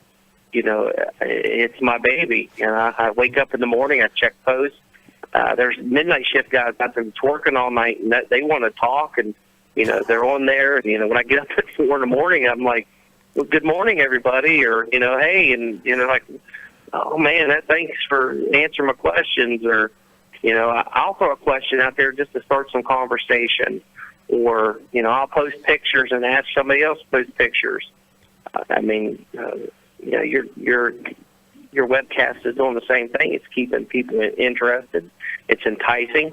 When I heard that you were doing one, that's when I contacted you. I was like, dude, let's get on this. Mm-hmm. I'd love to talk with you. I love talking truck. I can do this all day, every day. Oh, yeah. There's times, I mean, I think me and Gordo did like a 3-hour show, and I'm like, oh, people are going to turn it off by now. I mean, we're still going. We're almost at that mark. We'll have to cut off here soon. We're about at an hour and a half. I try to keep it around an hour just because I don't want to burn everybody out. I mean, it's been a while, so maybe maybe my 3 fans, I need to send checks out, or else they're going to stop listening. But But one thing, I mean, you brought up picture. One thing I forgot, and I should have had you send me a picture of your truck. I could have put it out here, and put it on the show. And I totally forgot. I always forget about that, where I can upload photos. I don't know why, but but if you got one, I'll still post it. So if you send one over, I'll either that or I'll have to grab one. I can steal stuff. Okay. That magazine, that Pro Pulling magazine. Yeah. Here recently, a friend of mine, Chris Root, texted me and said, "Hey, you're famous." And I said, "What do you mean?" He sent me a picture of one of the pulls we did this year at Tyler County, West Virginia. It was a Pro Pulling Productions pull. The guys from Lucas Oil were there, and they took some photographs, and my truck made the Pro Pulling magazine. So I almost did a cartwheel. I'm a big dude, but man, I can get down when I'm happy. So they posted some pictures. Dennis Nicholson's on there. Back in Black's on there. There's a bunch of the magazine. That's another thing. That goes back into the sport. So that makes everybody happy. There's guys that want to read or don't like the internet. Another venue to read is, I'm sure it supports the sport somehow, Oh, yeah, it all goes back in with the Pro Polling League is who puts on the magazines, the Pro Polling one, of course, I have sitting up there. Jerry Richardson did an article for one of the local polls up here, and luckily he threw one of my pictures in. So thanks, Jerry. So I made it I think it was last year, and I'll have to look around. I'll have to see their. I think they're bi-monthly. I think there's 6 issues a year, just because there's only so much Pullin you can put in a magazine, But I'll have to look to see if it's in either these two. New one should be on its way soon, so I'll have to see if I can pop out of all my stack. I'm gonna have to look through there and see if I can find it, because that's gonna be cool. I think it's the September issue. It might be just not there yet, but bit above and beyond this year for what I've got accomplished with my truck. To see my truck in a magazine, I feel like a little kid. Oh yeah, we all grow up looking at it. I'm a hillbilly. Wish list book, when I was a kid looking at Summit or Wheel Drive magazine. If I would have seen that when I was a kid, means a lot, Well, not only do you see it, you make it in a publication like that, and it's like, holy crap. I don't even know how to take that, Yeah. Well, the guys at work and my friends, it just must be brutal to them, because that's all I want to talk about now. They're like, man, come on, dude. There's guys watching your podcast right now. Brian Parker, Robbie Morse. These are all near and dear friends of mine. I love them to death. If they knew how much they did for me, they would appreciate it just as much as I do. Because without them, as well as I do, you got to have a good crew. Oh yeah, and that's like I was just reading through the comments finally. Like Walter Smith, the guy, I call him the hand throttle guy. He does a lot more, but and he even said, great group of pullers here in the Midwest. There's so many across the board. I don't know of any other sport that you have that down to earth camaraderie. NASCAR. Dirt track style stuff you do. There is fights. We know the dirt track stuff, but there's always so much interaction you can get with your race car drivers. Like you go to a PPL NTPA event, you could talk to the drivers, you could see their equipment, you can pat them on the back if you want. You go to NASCAR. If you're Jimmy Johnson or Dale Earnhardt or anything, how much effort and how much does it take to even try to get close to where you can get a close snapshot, let alone an autograph? I got my hard. Picture taken with Dennis Nicholson and Georgia this summer, and I was like a little kid, and I'm like, holy crap, I got to pull against these guys. Yeah. Mark Petros, I did the same thing to him. I'm like, let me take a picture, dude. And he's like, really, Gorman? Really? Dude, I'm the same way. Pulling with East Coast with these guys. I dream of having a truck like that one day. Will it happen? Probably not, but you never know. But these guys, I'm a 38-year-old kid against these guys, because they're like I guess you could say the hero status to me as 38 years old. Yeah. It's like I'm reliving my youth. It's like I've been beside the track one time and was like, matter of fact, it was Scotty Kiefer. I was sitting there just talking to Scotty Kiefer. We were shooting shots, and somebody turned and was like, well, what's your name? I was like, Andy Gorman. They're like, oh, man, you're the guy with the Truckful Nation website. And I'm like, sweet. Yeah, shook his hand. I was like, that was awesome. You're Facebook famous. You made it. Yeah, it's like, wow, somebody knows my name. That was cool. But it was like, that's why I want it, to get the name out there. He was like, oh, yeah, you remember me? I had that Marin for sale. I posted it and this and that. It's like, well, yeah, I remember all this stuff. So it was like, that's what it's all about.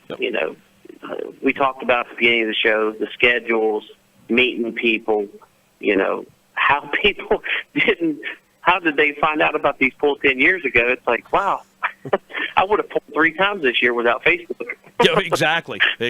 But we're gonna have to cut it off here soon. I don't want to go too long here, but All right, dude. And just in closing, like you were saying about the making it famous or whatever. One thing, if you ever look at I'm big on the history of stuff. I always dig into the history of Pullin, and just the old stuff is so cool.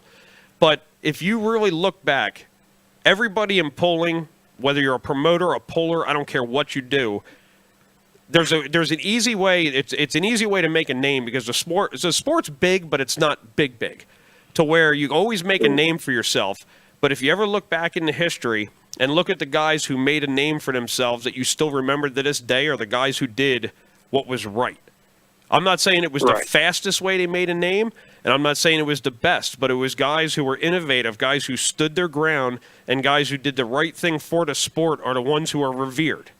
You know, you're going to, and you see the people who did it for the wrong reasons just filtered out, and they're never in existence anymore. So, you know, and I'm not preaching to the choir on your end of the deal. I mean, there's no doubt in my mind that you're going to do it for the wrong reason. I mean, you don't do it on Facebook for free for everybody because you're doing it for the wrong reasons. I mean, we're not televangelists here. Yeah. Oh, yeah. There's people came to me and was like, man, I appreciate you letting me put my schedule on your Facebook page. I'm like, thank you for putting your schedule on my Facebook page. Yep. You know, your help, they don't realize what they do, but, you know, that's just, you know, food for thought for everybody. You know, those who are revered are the ones who do it for the right reasons, and it's as simple as that. So, I mean, keep doing what you're doing. And this won't be the last time we talk, that's for darn sure.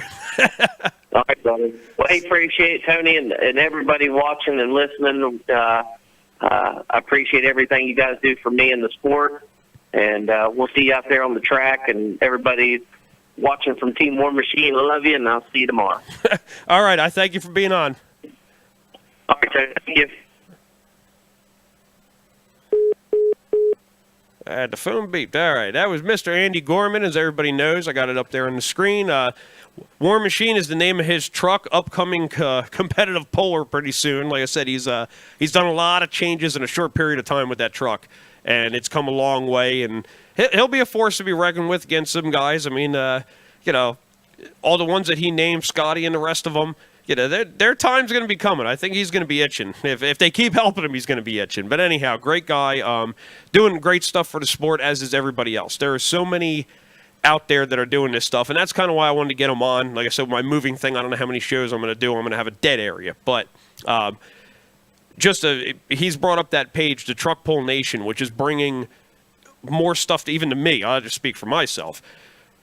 He's bringing stuff from out west where he lives, like I said, in that western Maryland a little bit, Ohio, he's on that line, southwestern Pennsylvania, the hills, as I call them, the areas that I hate to drive in because the hills some of them are just treacherous, but that's his area to where there is so much pulling out there.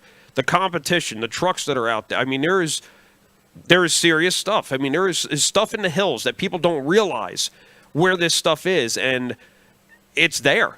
And now he's bringing it to you on another page. So anybody out there, I mean, there is so much stuff to look at out there. I mean, you got the Pullin Radio Network doing stuff. The Beer Money Pulling team, let me touch base on that.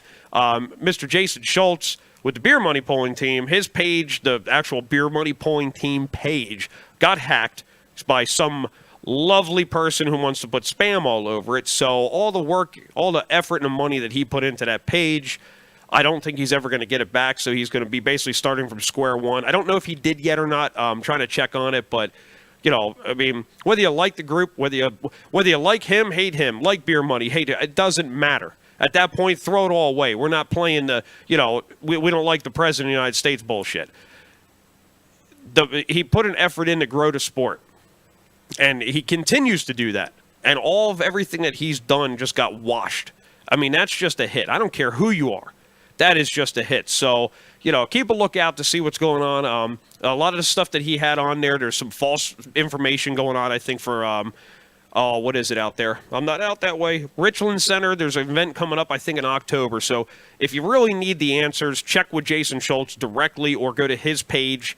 And like I said, I'm not sure if he started the Beer Money page up or not again, and basically starting from scratch, which, like I said, I feel for the man. But definitely, you know, keep that stuff in mind, you know, help him out. But anyway, you know, he's doing stuff. Will Witt started getting into it with his stuff. He's been doing film. He's been doing photography for a while for a lot of stuff down in the Virginia area. I don't know how much he does. I think he does most, like, dragon stuff. I don't know if he touches interstate or not. I'm not sure. But he's putting the stuff out there. Like I said, Pullin Radio Network, where I got my kickoff, you know, thanks to them guys, where they're putting the stuff out there too, getting you pulls from Kentucky area, where two of the guys are from Michigan, where two nutcases are out there. Good guys, I had to say it, sorry. But, they're fun with the sidetrack crew, Eric Pruitt, Dave Foltz, James, can't think of the last name, James. God, I feel like an idiot. But James Phillips, he's out western, like Arizona, California area. I'm not sure if he's got a show kicked up or not. They got another guy, I can't think of the kid's name, really cool kid, just dead into the sport of pulling. I think he started to do a show up.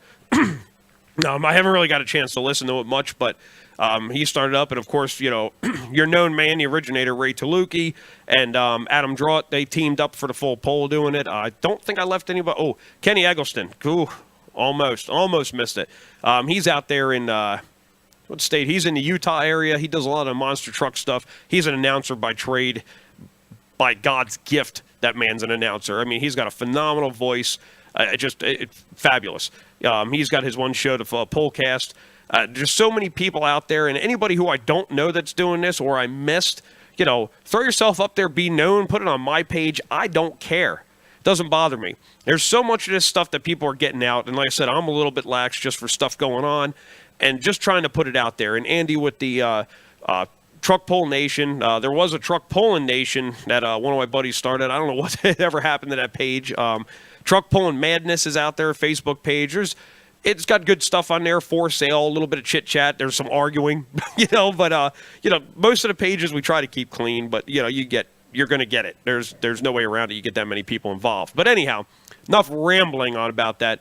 Just check out a lot of these pages. And even truckpullers.com is actually a page meant for pullers to unite together, not so much to fans. I haven't talked to Chad lately, the man who put all that together. He's out there doing it. I mean, there's so many people that put into the sport, even parts guys. You got Mark Petros out there with his driveline stuff, building pulling trucks, got his hands into it deep. I mean, he builds some awesome stuff, carries driveline stuff like you can't believe. If you need it, he can find it. Travis Centers, I think I don't know if he's Indiana. I never got a basis on him. I know of him, but I never ordered. He's so far away. But he does a lot for the pulling. There's so many. There's so many I can't say what it is out there, but there's a lot of people trying to do good for the sport, and those are the people. Try to follow them, look into them, look their stuff up, find out what's going on. Where's this? Where's that? There's information flowing so much on social media. The hell with all that crap on social media. Look at the real stuff. If you're in the truck, tractor, pulling, lawnmower, it doesn't matter. Lawnmower's a little sketchy. You don't see a lot of it, a little bit. I'd like to see more. We don't have a lot in this area. Antique tractor. I want to try to get back into that again. It's just the dates always collide with one another. Antique tractor pulling, people got to realize that, it may not be the most exciting thing on the planet, but there's so much of it out there, and they don't, there's nothing, I'm losing words here, I'm getting tired, but there's so much out there. It's phenomenal. It's huge.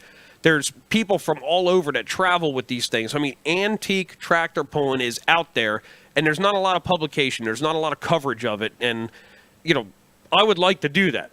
And I don't want to keep it all for myself by no means. Brian Lively with the Hook magazine, he goes out there and does it. I mean, the Hook is based upon a lot of that.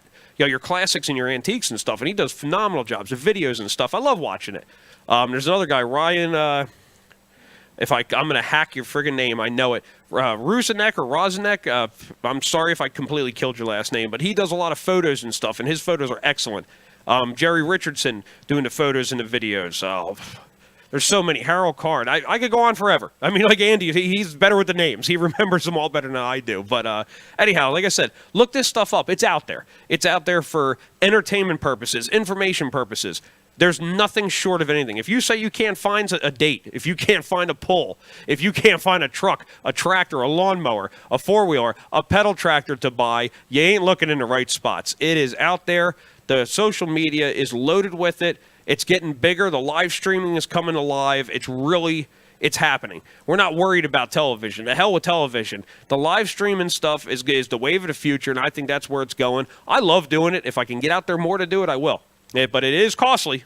Don't get me wrong. This is not free by no means. Free for you, not free for this guy. But we're trying to watch our figures a little bit. But other than that, like I said, it's out there, and Andy's starting it up. He's doing a live stream by the phone. I'm trying to push him into getting cameras and stuff to make it better because, boom it. Make it happen. I don't care who does it. I don't care. Maybe he can retire from it and I can't. Who cares at that point? It's all about getting the stuff put together. I mean, everybody helps everybody. I mean, Walter Smith, I said his name a couple times, making the hand throttles. Andy Schroeder with pedal to metal doing the restyle hitches, and God only knows what he's got some steel that came in, so I don't know what's going through his head and what he's building. But he does the receiver style hitches for diesel, gas trucks. He's got the ghost hitch, the flat hitch, adjustability on it. Does phenomenal work. Phenomenal work, puts out a great product. Not saying it's the cheapest in the world, but you get what you pay for. Simple as that. So if you want junk, buy junk. If you want something good, buy something good. It's your choice. I can't force that out of your wallet, but he's doing that. People like, I guess I stated Ed Preston with the, Pullers for Christ. I mean, awesome guy to talk to, spends time with you, will take time out of his day to talk to you, and just putting, and like I said, I'm not one for, I'm not a preacher. By no means. That's probably I feel people laughing already as I said that, or who are actually congratulating that I'm not one. But anyhow, he gets out there, he goes to the polls, the invocations, bringing, I don't want to say unity, but bringing everybody together. Most people come from God-fearing families that do this pulling, truck pulling, tractor pulling, from the heartland, from the farmland. Okay, we've all grown up in that kind of era. I mean, you don't have how many people that are in a truck and tractor pulling are atheists? I mean, you don't have that. Most of us are all from a Christian-based descent, and you have that faith. You may not practice it, but you still have it. So having him come out there and do an invocation, stuff like that, it brings more of a wholeness to that group. And I'd really like to see it at more polls in the area. I'm hoping I can get some of our local clubs to bring him in. If he has the time, he travels a lot. He's a busy man. And hopefully at least get that into some of our local stuff, not just see it at the East Coast stuff, which is great. Don't get me wrong. I'm not going to take it away from East Coast, but I'm hoping he has a little bit of time to just touch base and try to spark this, and get something more of that going and bring back what we're losing in our nation. And I don't want to go off a truck pulling onto this nation stuff, but we're losing a lot of that. You're losing a lot of faith. You're losing a lot of moral. Just responsibility in people's actions. We're losing this stuff with this new generation of God knows what we have anymore. All right, so at least we can keep it within the sport, keep it clean. Now, I said I am no angel by no means. Everybody knows my past, but, everybody's got the right to change. Everybody's got the, the ability to change if you want to. And I'm not saying I've changed, but I've just become a little quieter. So just things don't bother me as much anymore. And there's better ways of doing stuff, and you learn by your mistakes. So that being said, I guess we're going to make get our button and everything. Andy said he had a great time. Well, that's good. at least that worked out tonight. So hopefully we can do something next week. Like I said, hopefully, my one buddy, Sean, he wanted to get on, and I didn't get a chance to get the other program up, so I apologize, Sean, for that.